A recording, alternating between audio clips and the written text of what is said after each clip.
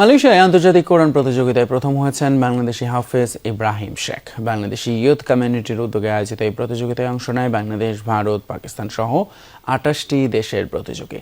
হাফেজ ইব্রাহিম আন্তর্জাতিক ক্রীড়া সংস্থা বাংলাদেশের মহাসচিব শায়েখ সাদ সাইফুল্লাহ মাদানী পরিচালিত মাদ্রাসা উম্মুল কুরার ছাত্র।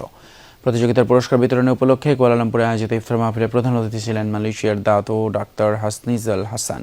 ইউথ কমিউনিটি সভাপতি মোহাম্মদ রাজু মিয়ার সভাপতিত্বে অনুষ্ঠানে ছিলেন বাংলাদেশ হাই কমিশনের লেবার মিনিস্টার সিদ্দিকুর রহমান। এদিন সম্মাননা জানানো হয় যমুনা টেলিভিশনের মালয়েশিয়া প্রতিনিধি মোহাম্মদ মনিরুজ্জামানকেও।